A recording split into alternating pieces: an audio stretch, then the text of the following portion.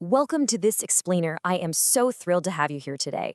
If you've ever typed a quick query into a database or flipped straight to the back of a massive textbook to find exactly what you need in seconds, well, you've directly benefited from what we're exploring today. We're going to unpack the invisible backbone of modern information retrieval, indexing and abstracting. These are basically the silent engines powering our digital and physical libraries, making sure we find exactly what we need right when we need it. Here is our quick roadmap for today. We'll be covering the information flood, unpacking indexing, exploring document surrogates, breaking down the types of abstracts, and finally, looking at tools for digital libraries. Let's dive in. Section 1. Navigating the information flood, the problem of overload. So I really want you to ask yourself, how do you find exactly what you need in an absolute ocean of information? Just think about your own experiences for a second. Whether you're navigating a massive digital database with literally millions of journal articles, or you're standing in a physical library surrounded by thousands of books, trying to find one specific fact without getting completely overwhelmed, it's a monumental task. Without a solid system in place, retrieval is just, well, it's totally impractical. The literature actually gives us this fantastic metaphor. It says retrieval systems act as a bridge over troubled information explosion waters. Isn't that a great way to think about it? Instead of just drowning in this endless flood of data, indexing and abstracting connect you directly to a useful information store. They are quite literally your bridge to exactly what you need. Moving right along to Section 2, indexing, pointing the way. Okay, so at its core, an index is a systematic guide designed to indicate topics or features of documents. The word itself actually comes from the Latin word indicare, which literally translates to point out. It's an ordered arrangement of entries, alphabetical, chronological, numerical, that essentially lets you bypass reading the entire text just to track down a single concept. Now, an index isn't just a random list of words, it's a highly structured record. Notice the basic elements here. You have the index heading, which represents the concept, followed by a subheading that modifies it. Then you've got a qualifier to distinguish identical words, a scope note for extra clarity, and, crucially, the locator. Think of the locator, like a page number, as your precise navigational system leading you right to the information. So why go through all this trouble? Well, the crucial point is that indexes ultimately exist for two super simple user-focused reasons: to minimize the time and effort you spend searching, and to maximize your searching success. By extracting concepts and expressing them clearly, an index saves you from the exhaustion of flipping through a complete text. Plus, it spares you the frustration of what information scientists call false drops. When you accidentally retrieve completely non-relevant documents. Today, this categorization happens in two main ways. On one side, we have manual indexes. Think of the classic back-of-the-book index. These are compiled physically by professional human indexers who actually read and intellectually analyze the text to identify key concepts. On the flip side, we have automated indexes. These are powered by complex computer algorithms applied to titles and texts to automatically extract keywords and phrases. And yes, this automated indexing is the exact same technology powering the rapid digital search engines you use every single day. Section 3. Abstracting, the document surrogate.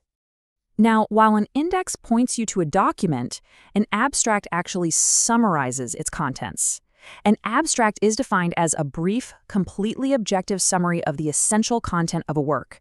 It presents the main points in the exact same order as the original text. Because it literally stands in place of the original document while you're searching, information professionals call it a document surrogate. It's great because it allows you to quickly evaluate if reading the whole text is actually going to satisfy your specific need. I absolutely love this quote from one of our sources. They note that an abstract isn't just a simple paraphrase, rather it is like the juice of a lemon. Just think about that for a second. An abstract extracts the pure, concentrated essence of the original work, stripping away all the extra pulp and filler. It gives you this perfect skeletal representation so you can make a fast, informed decision about whether the document is actually valuable to you. All right, Section 4. Types of abstracts explained. Not all abstracts are created equal. First up, we have what are known as the true forms of abstracts, and the two main ones are informative and indicative. An informative abstract presents the actual qualitative and quantitative data. It gives you the methodology, the results, the conclusions. It can honestly often serve as a true substitute for reading the original document. An indicative abstract, on the other hand, merely describes what topics you'll find if you read the paper. It tells you what the document is about without actually giving away the findings. Because these two forms have totally different goals, their lengths naturally vary. An informative abstract has to include all that data, right? So it's typically around 100 to 250 words, and sometimes up to 500 for something massive like a dissertation. Indicative abstracts, though, just provide a brief description of the scope.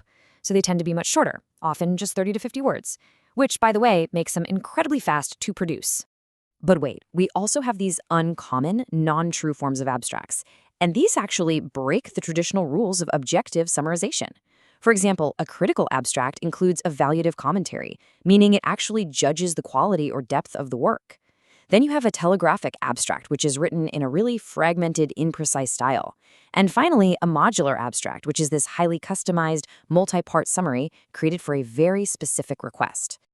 Notice just how bizarre these non-true forms can be. A telegraphic abstract literally resembles an old-school telegram. It's essentially a crude, computer-produced string of keywords based entirely on word counts, completely lacking proper syntax. Meanwhile, a modular abstract is this massive, complex package that combines citations, annotations, and multiple abstract types all into one. Because they are so incredibly time-consuming to create, they are really quite rare.